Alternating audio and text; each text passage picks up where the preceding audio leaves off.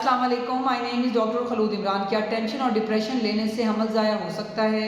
हमारे पास बहुत सी patient labour room में ऑप्स ओपीडी में रिपोर्ट होते हैं इवन आफ्टर मिसकैरेजेस कि जी दौरान हमल फीमेल कहती है कि मुझे बहुत ज़्यादा टेंशन थी, डिप्रेशन थी, घर का माहौल ऐसा था और मेरा हमल ज़ाया हो गया। तो क्या ये हमल ज़ाया टेंशन की वजह से हुआ है या कोई और वजह है? इसको लेकर काफ़ी फीमेल्स कंसर्न्ड होती हैं। आज हम इस पे बात करेंगे।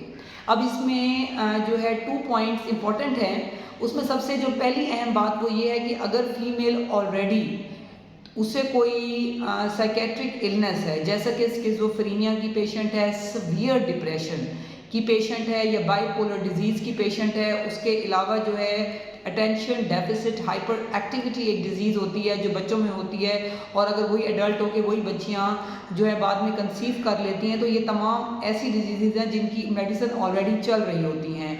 तो जो है बहुत सी ऐसी जो साइकोटिक और जो साइकेट्रिक मेडिसिन हैं जो कि प्रेगनेंसी में मना होती हैं, तो वो तो फिर अगर ऐसी बच्चियाँ कंसीव करती हैं तो ऑलरेडी वो डॉक्टर से पूछ के ही यूज़ कर रही होती हैं कि मैंने कंसीव कर लिया तो मेडिसिन हमने कौन कौन सी चेंज करनी है, क्योंकि हर साइकेट्रिक मेडिसिन जो है वो आप नहीं ले सकती फीमेल ड्यूरिंग प्रेगनेंसी।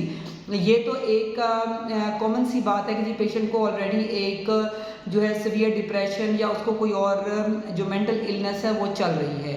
अब हम बात करते हैं नॉर्मल बच्चियों की, कि यानी कि एक नॉर्मल फीमेल है जिसको कंसीव हो गया है और जो है अब जैसे कि एक बच्ची जो है नए घर में जाती है, वहाँ के माहौल को अडॉप्ट करना और वहाँ के जो हालात हैं उसको अडॉप्ट करना उसके लिए काफ़ी डिफ़िकल्ट होता है। At the same time pregnancy को भी जो है एक्सेप्ट करना और प्रेगनेंसी में होने वाले जैसे मसाइल हैं, वॉमिटिंग है, इसी तरह जो है फीमेल को बार बार मतली हो रही होती है, नौजिया है, जैसे मैंने कहा उल्टी हो रही होती है या उसको एब्डोमिनल लोअर एब्डोमिनल पेन है, बैकिक है, इसी तरह बॉडी में चेंजेस होती हैं, एब्डोमिन प्रोट्रूड होता है। तो फीमेल के लिए ये तमाम जो हैं चीज़ों की एक्सेप्टेंस जो है फीमेल के लिए काफ़ी डिफ़िकल्ट होती है। बाज़ फीमेल तो बहुत नॉर्मल लेती हैं इन तमाम चेंजेस को, अगर उनके जो है हस्बैंड बहुत केयरिंग है या उनका एनवायरनमेंट बहुत अच्छा है, केयरिंग है उनकी ससुराल की तरफ से, तो बच्चियाँ इसको बहुत इजीली अडेप्ट कर लेती हैं। लेकिन यहाँ पे मैं उन बच्चियों की बात करूँगी जो कि जिनके लिए एक्सेप्टेंस बहुत ज़्यादा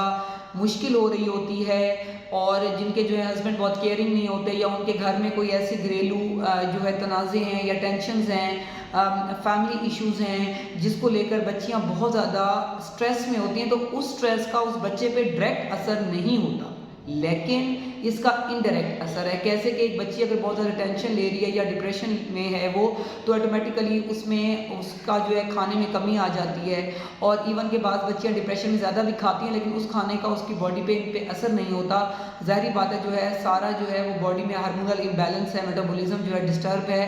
तो एक तो खाने के इश्यूज़ की वजह से बच्ची अनीमिक हो सकती है, उससे जो है उसकी प्रेगनेंसी पे असर आ सकता है। इसी तरह जो है स्लीप डिस्टर्बेंस होती है, नींद प्रॉपर नहीं आ रही होती, तो जो है जो मेन हार्मोन है सर्केडियन रिदम है वो नाइट टाइम पे होता है। बच्चियाँ जब ड्यू टू टेंशन रात को प्रॉपर नहीं सोती, उनके बॉडी में हार्मोन्स नॉर्मल रिलीज़ नहीं होते, तो ऑटोमेटिकली जो है वो बच्चे की ग्रोथ पे स्पेशली जो ग्रोथ हार्मोन है जो कि रिलीज़ होता है एट नाइट वो नहीं हो सकता। तो मदर पे तो इफेक्ट होता ही होता है, तो बच्चे पर भी इफेक्ट हो रहा होता है। तो टेंशन डिप्रेशन लेने से ब्लड प्रेशर भी आपका हाई हो सकता है। बहुत सीवियर टेंशन लेने से इवन के डायबिटीज़ भी रिपोर्टेड है, क्योंकि जो हमारी बॉडी है उसके अंदर ऐसे हार्मोन्स वगैरह रिलीज़ होते हैं जो कि अल्टीमेटली जो है वो पेशेंट की जो इंसुलिन का साइकिल है उसको डिस्टर्ब करते हैं, ग्लूकोज को डिस्टर्ब करते हैं और इवन के फीमेल अगर सीवियर डिप्रेशन में है तो जो है वो डायबिटीज़ भी उनमें रिपोर्ट होती है। तो इसलिए कोशिश करें कि जब एक बच्ची को प्रेगनेंसी होती है तो ये घर वालों की जिम्मेदारी है, सबसे पहले हस्बैंड की, कि वो केयरिंग हो, ख्याल करें। इस जो 9 महीने का ड्यूरेशन है इसमें फ़ीमेल को बहुत ज़्यादा मोहब्बत की और ख्याल की ज़रूरत होती है और एट दी सेम टाइम जो ससुराल है उनको भी चाहिए कि उस बच्ची का ख्याल करें, क्योंकि बच्ची जितनी ही अच्छी और पुरसकून होगी, खुश होगी, उतना ही वो आपको एक गुड और हेल्दी बेबी दे सकती है। इसलिए जो माँ की सेहत है वो ज़मानत है बच्चे की सेहत की। इसलिए जो है वो टेंशन और डिप्रेशन डायरेक्ट बच्चे पे असर नहीं करती, लेकिन इनडायरेक्ट ये लाजमी और ज़रूर असर करती है। इसलिए मिसकैरेजेस भी बहुत ज़्यादा कॉमन है with severe depression, with severe tension. इसलिए आप कोशिश करें कि जो माँ है उसको खुश रखें ताकि जो है बच्चा भी सेहतमंद रहे और बच्चा ज़ाया ना हो, किसी किस्म का कोई इंसिडेंट ना हो, कोई मिसकैरेज ना हो, कोई मिसहैप ना हो, ताकि जो है बाद में अफसोस करने से बेहतर है कि पहले ही कर लिया जाए। Prevention is better than cure.